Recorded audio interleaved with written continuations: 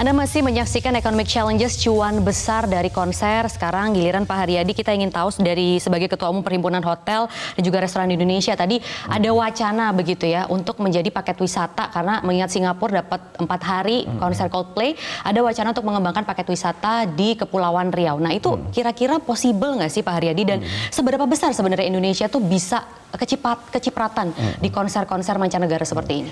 Kalau menurut saya sangat mungkin ya, sangat mungkin, karena ya tadi itu yang nggak dapet tiket kan dari Indonesia banyak sekali.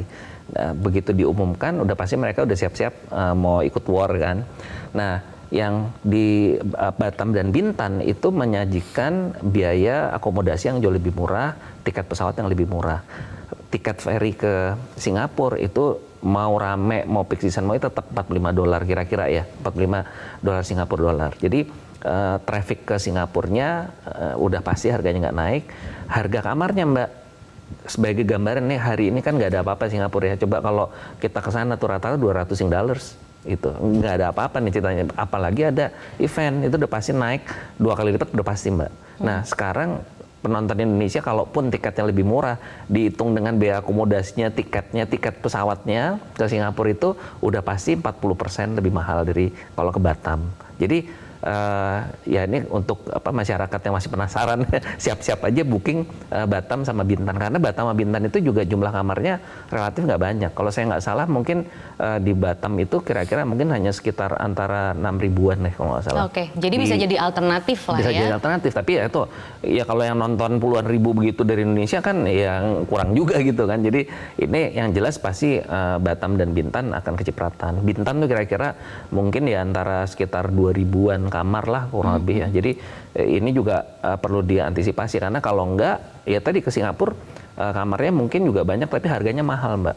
Alternatif lainnya ke Johor Baru tapi ada juga, tapi kan nggak lebih enakan ke Indonesia, ketahuan tiket pesawatnya lebih murah gitu. Nah tapi kan kalau ngomongin masalah mahal, harga-harga gitu ya, harga tiket konser Coldplay di Indonesia tuh termasuk mahal loh kalau dibandingkan dengan harga negara tetangga lain. Kita punya ini tayangannya, pemirsa mungkin bisa ditayangkan, ada infografisnya, ini perbandingan harga tiket Coldplay dengan ada Jakarta, Kuala Lumpur, Manila, dan Singapura. Nah yang terbaru nih kita bandingkan dengan Jakarta dan Kuala Lumpur, misalnya kita ambil yang paling banyak diminati saja, yaitu festival. Kalau di Kuala Lumpur itu sekitar 2,1, di kita tuh 3,5. Itu setelah pajak jadi 4,2. Nah paling mahal misalnya kalau di Kuala Lumpur tuh 10,2. Kalau di Indonesia kan 11 juta. Tapi kena pajak jadi 13,2 juta. Jadi harga tiketnya tuh bisa berbeda 1 sampai 2 juta sendiri. Kenapa ya bisa semahal itu? Kenapa Mas Emil? Karena dalam penentuan harga tiket untuk konser seperti Coldplay ini tuh variabelnya itu banyak sekali ya Mbak. Nah mungkin memang ada beberapa faktor angka itu yang memang kita masih lebih tinggi dari beberapa negara tetangga mungkin gitu, sehingga dari pihak promotor itu udah menentukan harga yang ini ya, harga yang ditetapkan sekarang itu gitu. Terutama kalau kita berbicara tentang penentuan harga tiket konser di Indonesia itu masih banyak sekali bisa dikatakan seperti variabel cost yang angkanya itu masih belum bisa diprediksi di awal.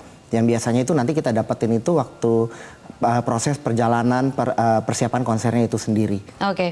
Oke, sekarang kita ingin minta tanggapan kepada Mas Sandi juga. Mas Sandi, dengan perbedaan harga tiket yang relatif lebih mahal begitu ya jika dibandingkan Indonesia misalnya dengan negara tetangga, itu apa sih Mas yang bisa dilakukan oleh pemerintah untuk menurunkan paling tidak sedikit saja cost-nya?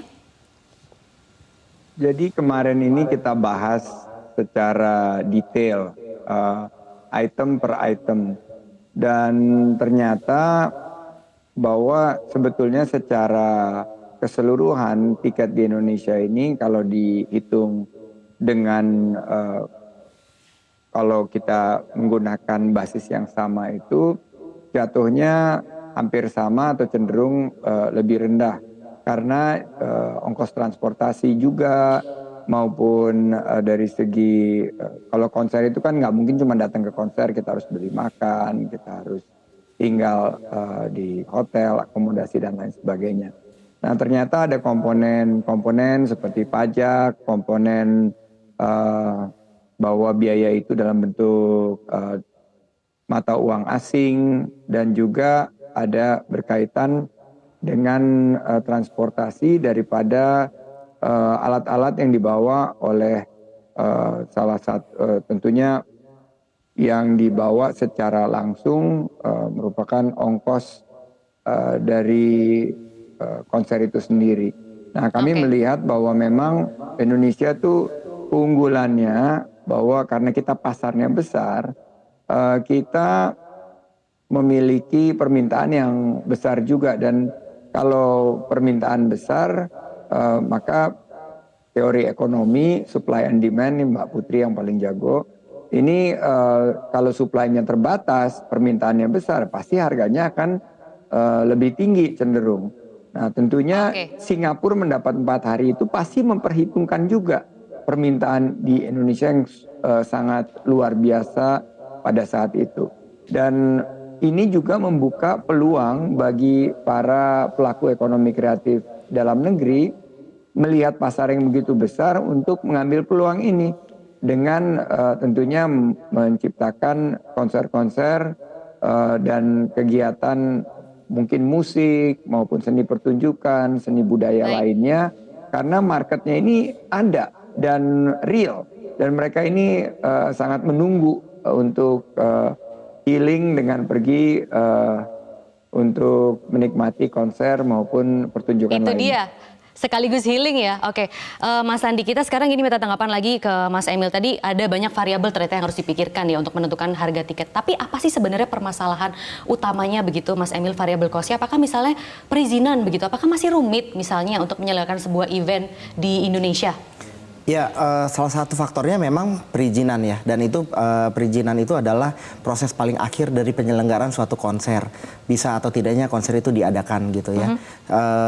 Tapi kan kita juga waktu itu setelah kita berkoordinasi dengan Presiden ya, Bapak Presiden Jokowi, Bapak Presiden sendiri sudah menegaskan bahwa seluruh perizinan untuk kegiatan konser di Indonesia itu harap dipermudah. Bahkan tadi sempat ada videonya, bahkan kalau bisa 1 bulan sebelum event itu udah bisa diadakan.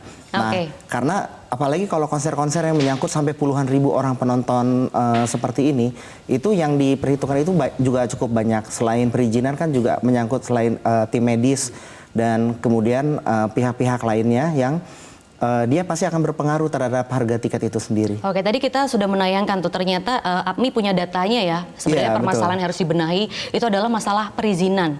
Masih begitu kompleks begitu. Pak Haryadi, ada tanggapan soal ini? Apa sih sebenarnya yang harus dibenahi oleh pemerintah dari sisi ini, Pak? Ya, memang begini Mbak. Jadi kebetulan kan saya juga ketua gabungan industri pariwisata Indonesia ya, di mana 35 asosiasi itu bergabung di situ, asosiasi pariwisata. Tinggal nunggu Mas Emil aja nanti gabung GIPI. Jadi poinnya itu gini. Jadi masalah perizinan itu banyak faktor ya, apalagi kalau di daerah.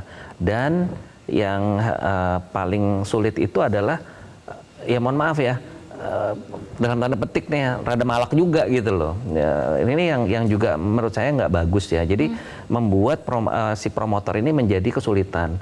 Bahkan kadang-kadang dengan alasan tertentu bisa konsernya itu dibatalkan. Itu juga yang membuat artis-artis luar rada males nggak sih ke Indonesia karena kalau ada itu sih iya, alasan keamanan, banyak sekali loh konser-konser yang batal karena keamanan. Ada isu-isu yang ditiupkan ya macam-macam lah yang akhirnya yang nggak ada kaitan sama konser dimunculkan gitu loh, yang nggak ada relevansinya.